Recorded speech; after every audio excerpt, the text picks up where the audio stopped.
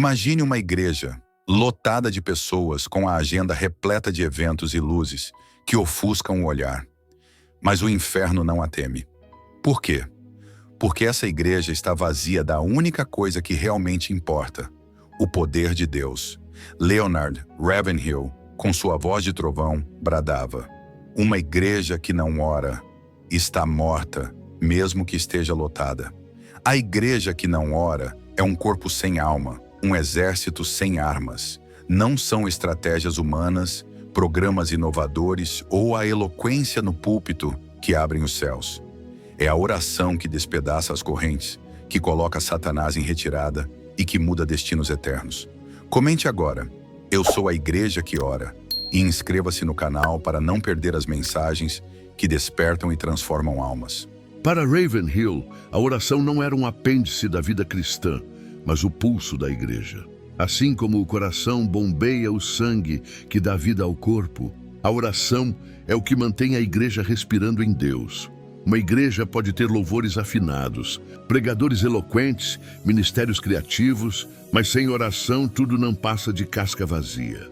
Sem oração, o culto vira evento, a pregação vira palestra, e a igreja vira apenas mais uma instituição humana. É a oração que liga o corpo à cabeça, que é Cristo.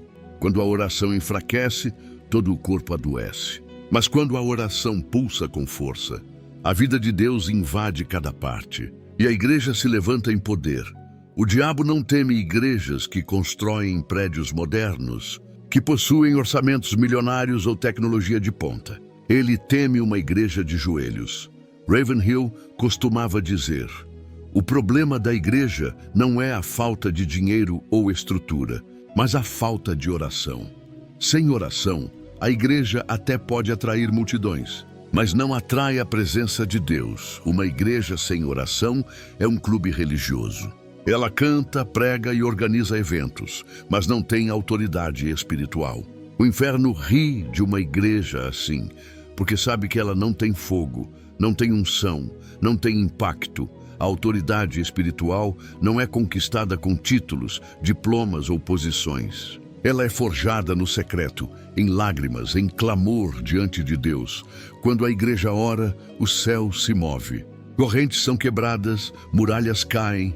Milagres acontecem não porque o homem é grande, mas porque Deus responde. Foi assim no livro de Atos. Depois de orarem, tremeu o lugar em que estavam reunidos, e todos ficaram cheios do Espírito Santo. Atos 4:31. Esse é o padrão eterno. Não foi a eloquência dos apóstolos que abalou Jerusalém, foi o poder de Deus respondendo ao altar de oração. Ravenhill alertava: oração não é passatempo, é guerra espiritual. O lugar secreto é o campo de batalha, onde vitórias eternas são conquistadas. Cada clamor é uma flecha disparada contra o inferno. Cada súplica é um trovão que abala as trevas. Quando a igreja ora, não enfrenta demônios com sua própria força, mas libera o poder de Deus, que derrota todo principado e potestade. O diabo não teme cristãos distraídos, mas ele foge apavorado de uma igreja incendiada pelo fogo da oração. Não existe avivamento sem oração. Leonard Ravenhill gritava para sua geração que o fogo de Deus nunca cairá sobre uma igreja preguiçosa em oração. O avivamento não é fruto de discursos eloquentes nem de estratégias humanas. Ele nasce quando homens e mulheres quebrados se rendem no altar, clamando até que os céus se abram. Todos os grandes despertares espirituais da história tiveram esse mesmo início. Não foram conferências bem organizadas, nem campanhas publicitárias, mas sim grupos de intercessores anônimos que choraram, jejuaram e clamaram por semanas, meses e até anos. Eles eram desconhecidos dos homens, mas conhecidos no céu. Foi o clamor desses intercessores que incendiou nações inteiras. Uma igreja que ora mantém a chama do avivamento acesa. Mas uma igreja que não ora, mesmo que tenha a aparência de piedade, apaga o espírito. Sem oração, a chama se torna fumaça. Com oração, o fogo se multiplica até queimar. cidades e gerações inteiras para a glória de Deus. A oração verdadeira não é apenas uma lista de pedidos. Ela é um encontro com a santidade de Deus. E quando o homem se encontra com o santo, o pecado não pode permanecer escondido. Ravenhill lembrava que toda oração que não confronta o pecado é superficial e vazia. Quando a igreja ora de verdade, o Espírito Santo expõe o que está oculto, derruba a hipocrisia, quebra o orgulho e leva os corações ao arrependimento sincero. O altar de oração se torna um espelho que revela a condição da alma. Lágrimas diante de Deus limpam mais do que 1000 justificativas. Não existe avivamento sem lágrimas no altar. Não existe renovação sem confronto com a santidade. Uma oração que não incomoda o pecado não vem do céu, porque o Deus que responde à oração é também o Deus que é fogo consumidor. Onde há oração, há vida. Onde há oração, o Espírito Santo se move com poder. Uma igreja que ora não precisa correr atrás de milagres.